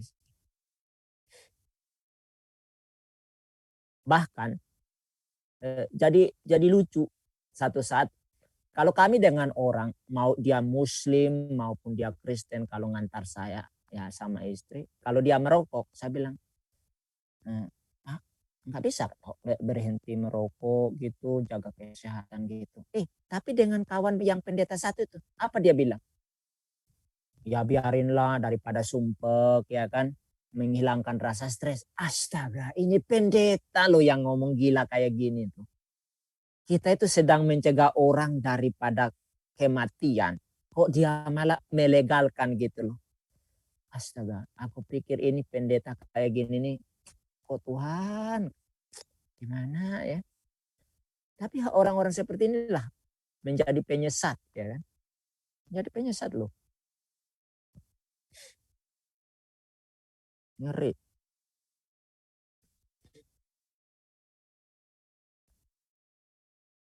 Aku pikir gini, sekalian aja suruh orang narkoba gitu, ya kan? Enggak apa-apa, untuk menghilangkan stres narkoba saja kan pasti melupakan, nanti sebentar juga normal lagi. Aduh. Kalau saya begitu. Pak Pendeta, sebentar. Apakah dengan keperbedaan perwujudan malaikat itu ada yang mengatakan begini, ada yang mengatakan begini, mungkin ada yang ngotot malah harus begini, nggak boleh yang lain, harus begini, nggak boleh yang lain. Terus gimana iman Kristen kita nih? Karena nanti ada orang yang bersaksi misalnya, kesaksiannya dia didatangin apa, terus itu benar-benar Tuhan kah atau nanti malaikatnya saja, tapi kelihatannya sepertinya, oh ini yang sering dilihat-lihat dilukis-lukis kan. Tadi kan agak terjebakkah iman Kristen terhadap lukisan? Malaikat kok bersayap? Sebenarnya tidak. Malaikat itu tidak bersayap. Mungkin begini.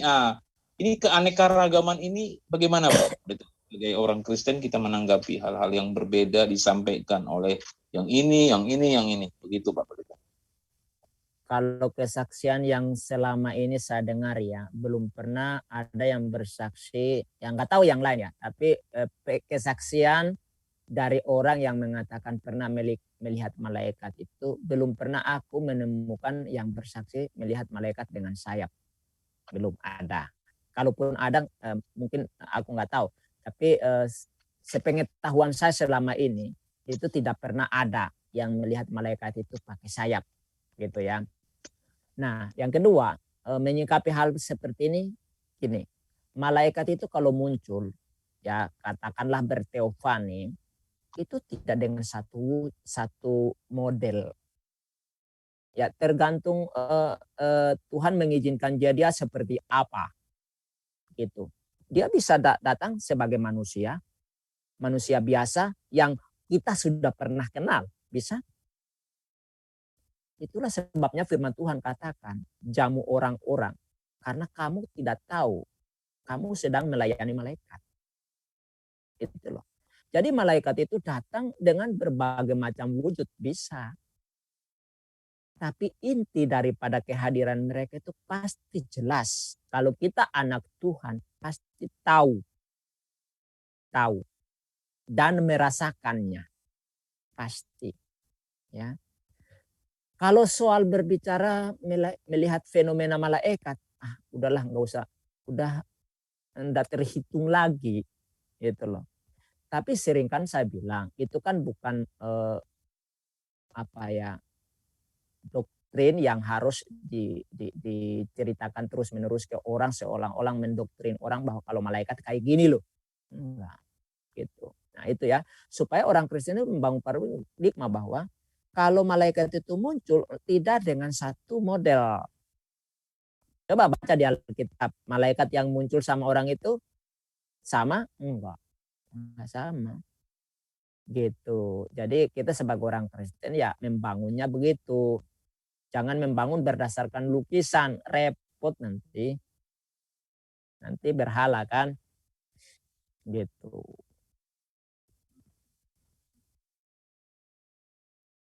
sama dengan ini, sama dengan roh jahat juga. Dia muncul itu terserah dia mau modelnya kayak apa. Bisa dengan kakek saya, bisa juga dengan orang lain. Misalnya saya, waktu dia datang, kakek saya dengan nenek. Gandeng tangan pula kan. Itu. Tapi satu saat dia muncul, waktu di kampus, di sekolah teologi loh, itu tukang masak kami. Sampai saya ngobrol 2 jam sama dia. Bayangin 2 jam ngobrol sambil dia masak. Itu roh jahat masak untuk kami, bayangin. Jadi sama, malaikat penampakannya juga sama dengan roh jahat. Gitu. Nah, tinggal kepekaan kita. Tahu itu dari Tuhan, itu malaikat atau bukan. Itu berada.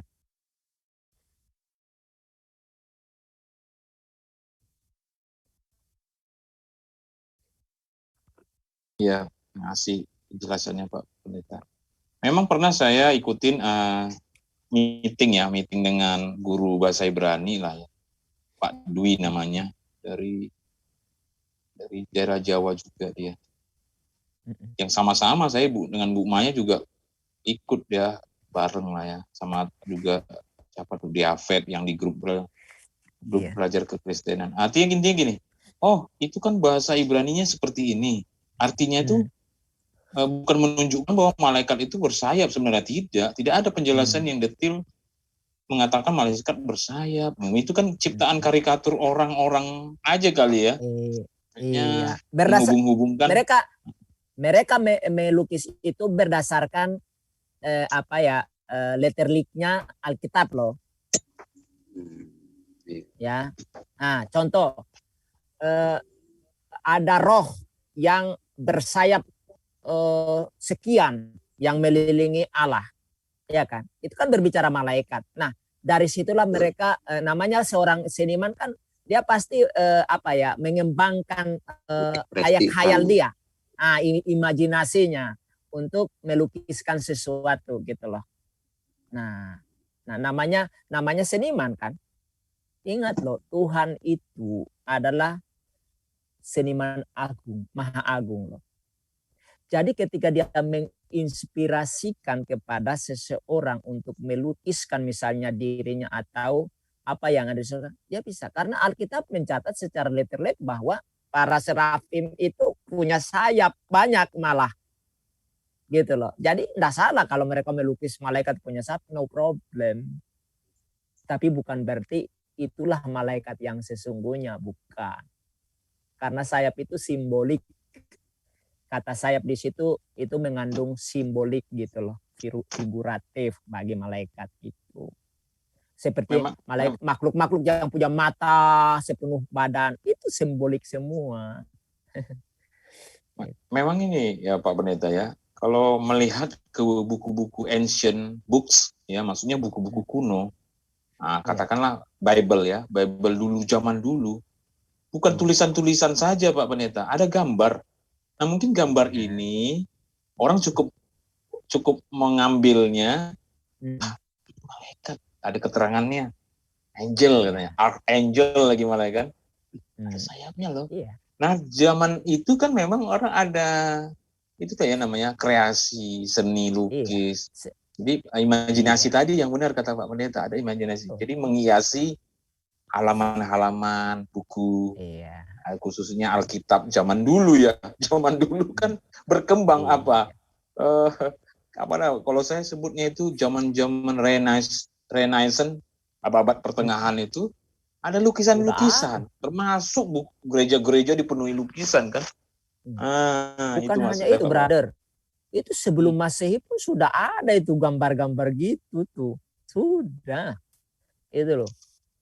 Jadi itu kan pengembangan daripada imajinasi karena membaca teks yang bersifat literik gitu. Ya enggak salah lah, namanya seniman ya kan, supaya menarik gimana. Daripada buat gambar yang seluruh tubuhnya para makhluk-makhluk surgawi yang badannya penuh dengan mata, kemudian badannya penuh dengan roda. Ayo. Nah, itu kan Itu kan simbolik, kata-kata figuratif. Nah, orang Islam nggak ngerti itu. Bodoh tentang itu. Maka mereka bilang, di Alkitab itu ada monster. Ya monster dari Hong Kong. Otakmu ya aja yang nggak ngerti. Itu kan figuratif gitu loh. Nah, seperti misalnya istilah anak Allah duduk di sebelah kanan Allah Bapa. Oh, itu bukan letterlik, itu kan figuratif. Gitu. Alkitab itu kitab yang luar biasa. Ya, Alkitab itu kitab yang luar biasa. Makanya ada kategorinya kan, kata-katanya itu. Ada kata-kata yang bersifat puisi ya, figuratif gitu. Ada kata-kata yang bersifat letterlik, ada macam-macam lah di situ. Itu loh. Jadi kata-kata yang bersifat diplomatis, semua ada. Apa yang nggak ada di Alkitab? Semuanya ada. Artinya gini, poinnya kita ke lukisan Pak Pendeta. Bahwasanya lukisan itu asal usulnya sudah dari zaman berapa? Orang Kristen pun menghargai imajinasi pelukis. Jadi menghiasi Alkitab itu dengan lukisan-lukisan. Katakanlah ada yang malaikatnya gambarnya seperti manusia, ya digambarkan kan. Jadi ada yang mungkin kok menambahkannya dengan sayap ya. Nah tadi Pak Pendeta udah jelasin juga, ada juga kerubim-kerubim yang bersayap ya, makhluk surgawi itu bersayap. Iya banyak lagi, sayapnya banyak. Ya kan? Yang kedua Pak Pendeta, saya sering malahan crossing debat, maksudnya gini, mereka nanya-nanya melulu tentang ini iman saya atau Alkitab. Oke. Sekarang begini, saya lihat lukisan Yesus ada, padahal Yesus itu kan dari abad keberapa yang lahir, maksudnya kadang memang dia kekal, tapi kan dia datang ke dalam firman yang telah menjadi manusia di abad pertama kan gitu kan, lahir katakanlah kira-kira 4 sebelum Masehi. Nah, orang zaman apa sudah melukiskan wajahnya? Sekarang saya tanya balik dah, situ punya junjungan ada nggak lukisannya? Kasih tunjuk sekarang, perlihatkan. Nggak mungkin orang nggak lihat dia, nggak ngebayangin, mikirkan kira-kira wajahnya gini, nggak boleh katanya. Alasan loh, alasan nggak bisa jalan. Nggak boleh katanya, takut musyrik. Karena terlalu mulia atau takut nanti orang jadi syirik, ya kan? Gitu kan alasannya kan?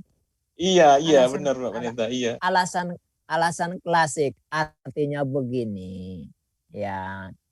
Semua tokoh yang pernah eksis di dalam dunia ini, apalagi tokoh terkenal, ya itu pasti meninggalkan jejak. Apa bentuk jejaknya? Prasasti. Prasasti itu apa sih? Misalnya lukisan tentang dirinya atau patung tentang dirinya, pasti ada. Nah, kalau tidak ada, itu namanya fiktif. Yang fiktif aja bisa diadain, masa tokoh nyata nggak pernah ada? Itu berarti Muhammad itu tokoh fiktif. Mau apa lagi? Iya. Cuma demi debat, oke lah kita anggap saja ada, ya kan? Karena memang dia ada, karena sosok itu ada. Tetapi yang namanya Muhammad bin Abdullah itu tidak pernah ada di dunia. Itu ada orang lain yang memakai nama Muhammad itu. Karena Muhammad itu sendiri adalah sebuah gelar kehormatan kepada pemimpin-pemimpin atau orang-orang yang ternama, yang katakanlah orang-orang figur lah, ya, figur publik lah itu. Itu gimana sih ceritanya? Nggak boleh karena tidak takut disembah-sembahin. Alah, bilang ini cocok, aja. Pak Pendeta. Cocok nih bahas malaikat. Tapi apa topiknya? Kalau di Perjanjian Lama seperti apa sih malaikat-malaikat? Kalau nanti malam kan Pak Pendeta ada bahasa Ibrani. Tapi dari sudut pemahaman Perjanjian Lama sih memang. Jadi ada bisa interaksi ya nih. Kalau setelah materi kan kita bisa diskusi dengan beliau ya, dengan pengajar bahasa Ibrani. Tapi saling menguatkan sih sebenarnya. Tapi kalau pemahaman-pemahaman dibedakan dengan kesaksian, ini jadi sesuatu yang baru menurut saya. Misalnya memang tertulis seperti itu, malaikat harus seperti itu kan. Di Perjanjian Lama memang tertulis seperti itu.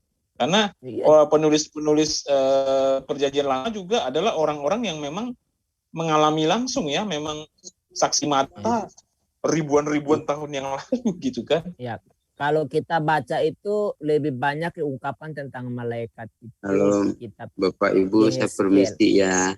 Oke, Pak Ya, Dadang. Pak Dadang. Terima kasih. Halo, terima kasih Bapak Ya, Pendeta untuk share-nya. Saya diberkati. Mari Bapak Ibu Tuhan dan berkati Pak Kode dan semuanya.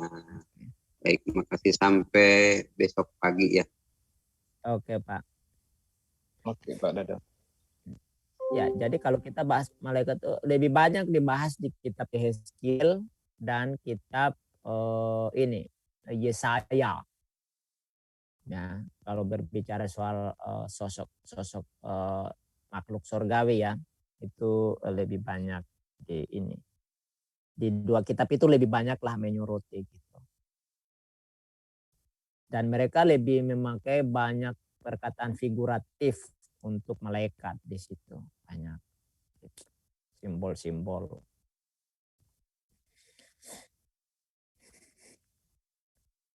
Iya, seharusnya dalam gereja itu kan ada bagian yang namanya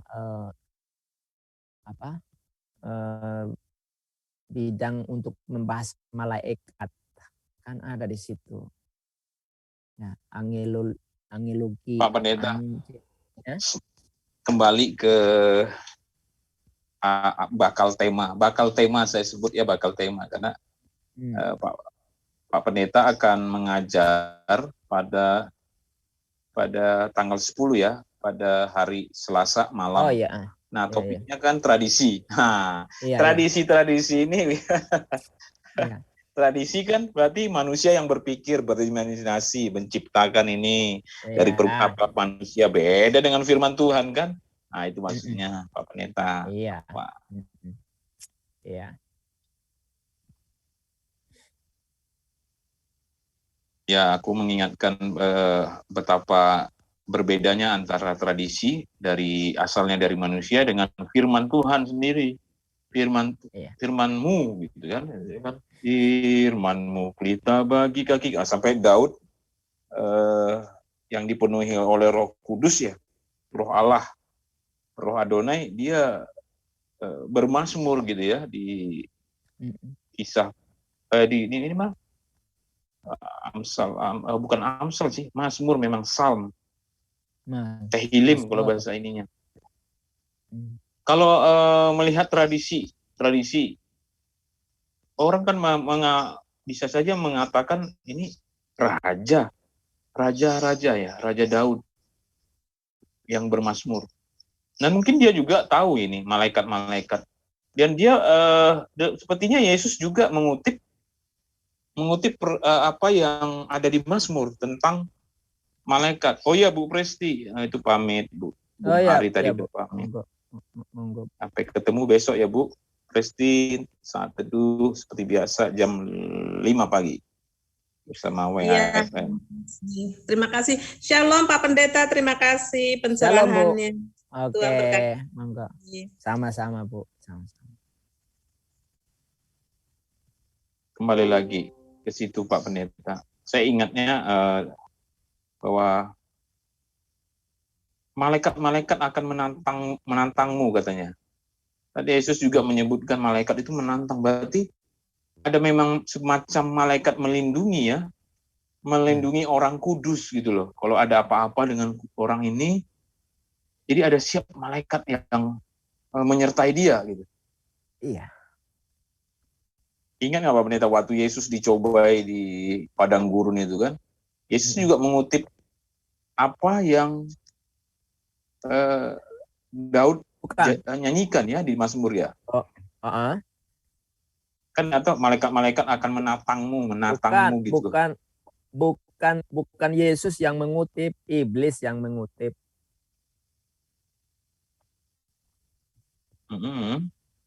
Iblis yang mengutip itu.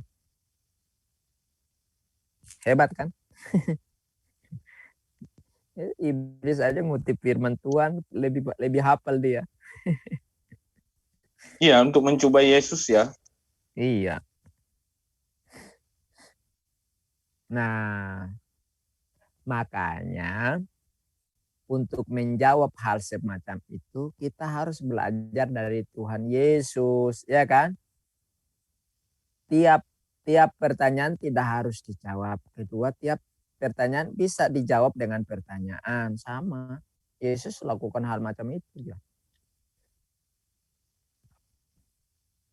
Ketika malaikat ngomong gitu, apa Yesus bilang?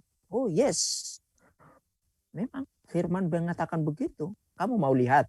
Nih, ku terjun nih. Gagal dia. Gagal lah. Berarti tercobai namanya. Berarti memang iblis pun menggunakan firman Tuhan untuk mencobai orang kudusnya atau mencobai Tuhan pun. Mesias, mencobai Mesias kan. Sebelum ya itu kan prosesnya sebelum Yesus memulai pelayanan kepada orang-orang ya Pak Pendeta. Sebelum memulai ya dia. Iya, sebelum. Nah, melihat dari itu, Islam kan sering masuk ke konteks itu. Lalu di situ kan akhirnya ending daripada cerita itu, Yesus katakan apa? Jangan engkau mencobai Tuhan Allahmu, ya kan? Jadi Islam sering mengutip ayat itu. Mengatakan tuh Yesus bilang apa? Jangan mencobai Tuhan Allahmu. Yesus saja bilang jangan cobai Tuhan Allah, ya kan? Jadi Yesus menunjuk kepada sosok lain, betul ya? Menurut paradigma Muslim, betul ya? Iya. Tapi dia lupa bahwa narasi itu ada di dalam konteks di mana Yesus dicobai, betul? Betul.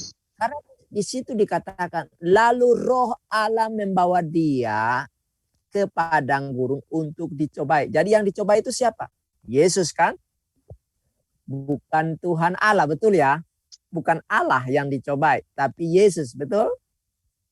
Nah, betul. Jadi ketika Yesus katakan, jangan engkau mencobai Tuhan Allahmu, itu berarti Yesus sedang klaim bahwa dirinya adalah Tuhan Allah itu sendiri. Betul enggak? Ya, betul.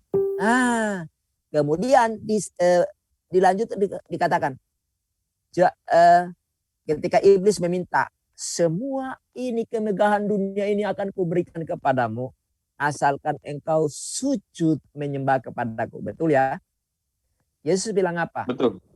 Hanya kepada Allah saja engkau berbakti. Hanya kepada Allah saja engkau sujud menyembah. Betul? Betul. Yesus seolah-olah menyebutkan kepada yang lain.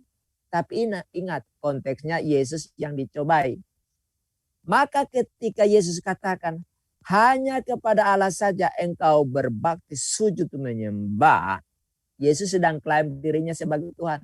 Hanya kepada Allah, yaitu dia sendiri, yang kamu sujud. Nah, Islam ini kadang-kadang bunuh diri. Masuk ke areal-areal yang menjerumuskan diri sendiri gitu. Itu. Jadi Yesus itu tidak harus mengatakan aku adalah Tuhan Allah, sembahlah aku. Itu mah Allah yang tukang pengemis. Pengemis baru begitu dia. Minta-minta disembahin. Gak penting, gak perlu wong dak ini juga sudah disembah. Pak Pendeta, maksud saya kita melihat seperti perbedaan antara tradisi dengan firman Tuhan. Kalau firman Tuhan kan berkata begini. Nanti tradisi bukan. Karena ada tulisan-tulisan atau tafsiran-tafsiran dimasukkan ke situ. Nah, jadi nanti begini Pak Pendeta posisinya. Kalau tentang malaikat itu dikatakan di situ. Ya, di sini ya, misalnya nih. Ini. Yang tadi yang di pencobaan itu. Jika engkau, oh iya benar itu. Lalu berkata kepadanya, ya memang nih, lalu berkata kepadanya, maksudnya iblis yang berkata kepadanya, jika engkau anak Allah, jatuhkanlah dirimu ke bawah, sebab ada tertulis mengenai engkau, ia akan memerintahkan malaikat-malaikatnya, dan mereka akan menatang engkau di atas tangannya, supaya kakimu jangan terantuk kepada batu. Satu, itu kan firman Tuhan. Maksudnya ini ada memang ada tertulis di Mazmur 91 kan gitu kan? Iya. Persislah sama karena itu memang iblis itu mengutip dari Mazmur, ya kan? Sebab malaikat-malaikatnya akan diperintahkannya kepadamu untuk menjaga engkau di segala jalannya. Mereka akan menatang engkau di atas tangannya supaya kakimu jangan terantuk. Nah, itu memang di Mazmur pasal 91 ayat 11 dan ayat yang ke-12. Tapi di tradisi, begini Bapak, apakah ada orang-orang tertentu yang karena melihat malaikat, merasakan kehadiran malaikat, mereka menyembah malaikat, bukan lagi menyembah Tuhan yang sesungguhnya. Nah ini maksud saya, apakah ini sejalan? Mereka menyembah malaikat berarti artinya mewakili Tuhan. Atau memang mereka harus menyembah ke Tuhan, jangan menyembah malaikat. Nah ini maksud saya, apakah ini ada tradisi di situ tentang malaikat disembah oleh manusia? Ada ya. Ada enggak ya orang yang menyembah malaikat? Belum pernah sih saya temukan di agama mana yang menyembah malaikat. Ada enggak? Ya, dalam arti begini. Tapi kalaupun ada, itu tetap tidak diperbolehkan. Karena jauh sebelumnya Alkitab katakan, ketika Yohanes sujud menyembah kepada malaikat yang datang kepadanya, malaikat itu bilang, jangan. Karena aku pun sama hamba dengan kamu. Aku juga hamba, jangan sembah aku. Gitu. Artinya malaikat menolak untuk disembah. Lalu kenapa ada orang mau menyembah malaikat? Kan gitu kan? Malaikat sendiri menolak. Gitu lah. Iya, di Wahyu itu Pak ya. Iya, di Wahyu. Tidak mau malaikat itu menerima sembah sujud dari apalah. Ya, memang dia tahu diri dia. Tahu diri dia kan? Iya, betul. Tapi kalau ada orang yang menyembah malaikat, ya otomatis pasti menyimpang. Itu penyimpangan dari Alkitab. Kita hormati malaikat, iya, tapi kita tidak boleh menyembah dia.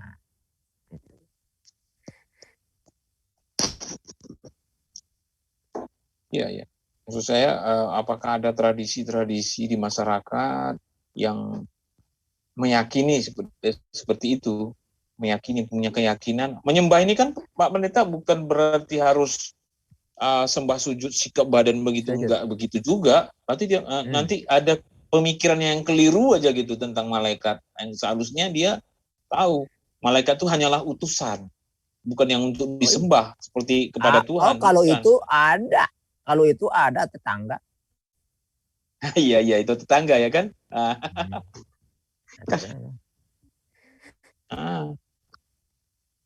Kan ada yang ketemu kalau nanti di rumah itu ada lukisan sama anjing, nggak bisa masuk malaikat itunya katanya. Makanya iman di tetangga itu nggak jelas. Karena kata iman itu kan sebuah kata absurd atau sebuah kata ambigu. Ya kan? Nah, kalau beriman kepada malaikat, itu kan kesesatan namanya. Beriman kok kepada malaikat. Beriman itu cukup kepada Tuhan. Tapi beriman bahwa malaikat ada, yes. Jadi dua kata yang berbeda. Beriman kepada malaikat dengan beriman bahwa malaikat ada, itu dua hal yang berbeda. Nah, tetangga nggak ngerti. Beriman kepada rasul-rasul, beriman kepada nabi-nabi, beriman kepada setan, beriman kepada jin, beriman kepada malaikat, apa-apaan itu.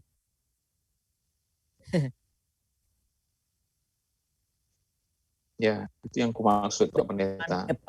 Beriman kepada itu hanya kepada Tuhan semesta alam. Tuh, bukan hanya kepada malaikat Pak Pendeta, kepada jin. Beriman kepada jin, ada jin baik. Kepada jin, kepada razul, kepada pokoknya sesuka-sukanya lah. Ada rukunnya itu kan, ada rukun kan. Saya pikir udah diformulasi dalam rukun-rukun kan.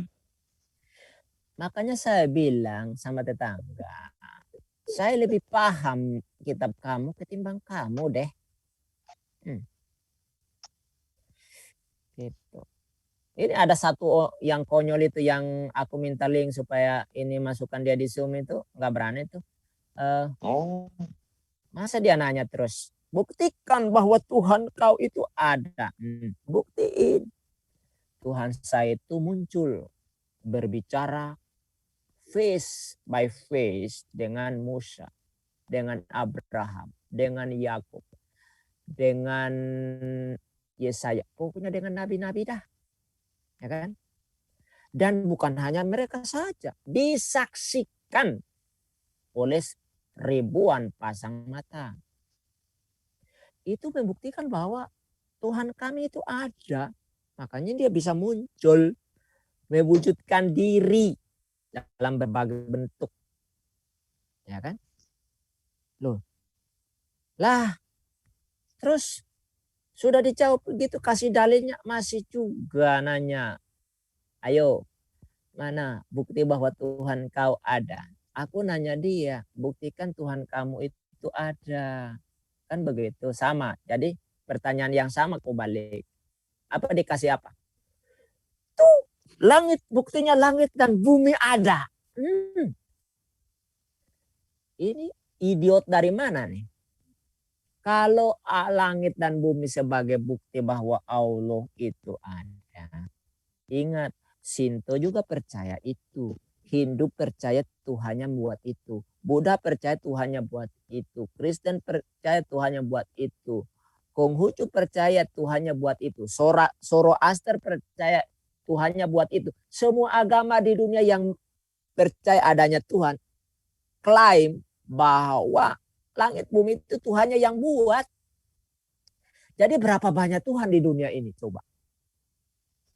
Itu mah bukan bukti, itu klaim. Termasuk Kristen, itu klaim, gitu loh. Tuhan mengklaim bahwa dia menciptakan langit dan bumi. Tapi bukti Tuhan itu ada itu apa? Gitu loh. Kalau dia tidak pernah muncul dan berbicara, ngapain percaya Tuhan macam itu? Tuhan hasil khayalan. Nah itu loh. Kan begitu. Jadi kita berbicara bukti itu kan sesuatu yang nampak, yang bisa dilihat. Lalu makanya mereka bilang, lalu dia bilang, itu kan udah masuk akal. Tuhan kok bisa menunjukkan diri gitu kan. Loh, justru itu paling masuk akal. Kamu ndak lihat Tuhan, kamu percaya Tuhan ada. Dengan kamu melihat Tuhan, percaya Tuhan itu ada. Mana yang lebih logis? Yang lebih logis yang lihat, yang nampak. Loh kamu itu kan khayalan doang kok dipercaya. Nah kan gitu kan. Itu nggak nampak, dihayal-hayal seolah-olah ada. Gitu. Padahal nggak ada. Itu kan orang sakit jiwa. Ya kan bro? Orang sakit jiwa kan gitu. Dia merasa dia punya uang banyak, padahal tidak punya uang. Oke, silakan. Pak Pendeta, kalau malam ini ada pelayanan di mana Pak Pendeta? Hari Kamis ya. Enggak ada sih, kita sekarang lagi benar-benar full lockdown. Enggak bisa. Iya. Jadi ya sibukkan diri sendiri dengan apalah. Dengan di dunia debat. Iya, tadi malam kan saya juga ini mau berdebat, cuma kalau saat teduh kan saya kepagian banget, nggak cukup tenaga. Bergadang saya nanti, wow, luar biasa efeknya. Iya. Sebentar ya. Apa?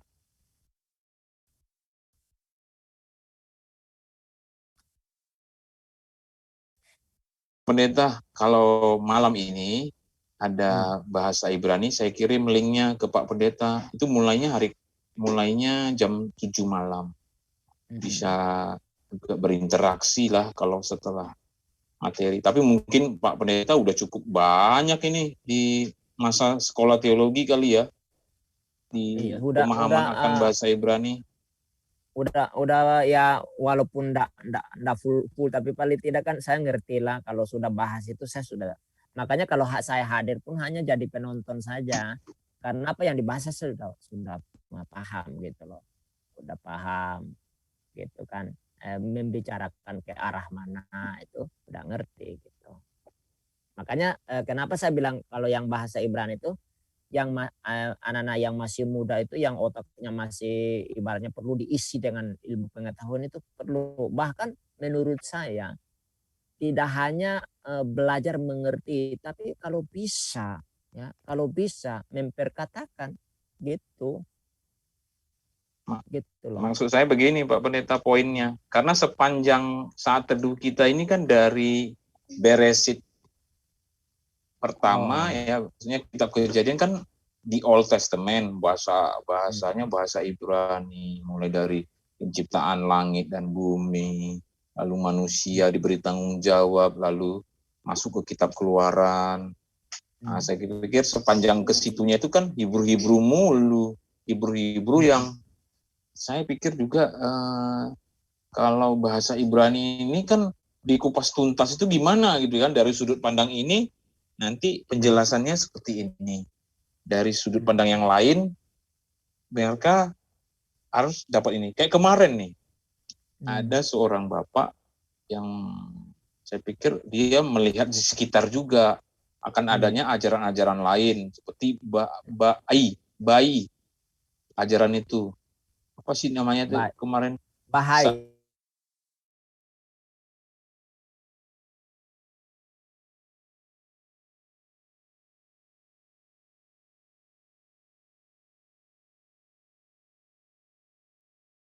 Mengkapi.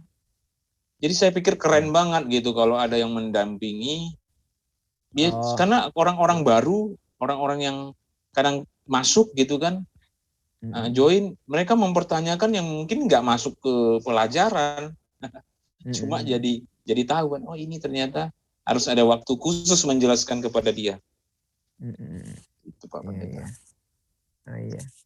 Paling kalau misalnya hadir, paling kalaupun hadir, walaupun saya sudah tahu, tapi paling tidak membuat pertanyaan-pertanyaan kritis yang bisa untuk dijawab demi untuk kepentingan audiens yang mendengar gitu. Walaupun saya sudah tahu, tapi memancing untuk penjelasan lebih akurat dan detail demi kepentingan para pendengar gitu.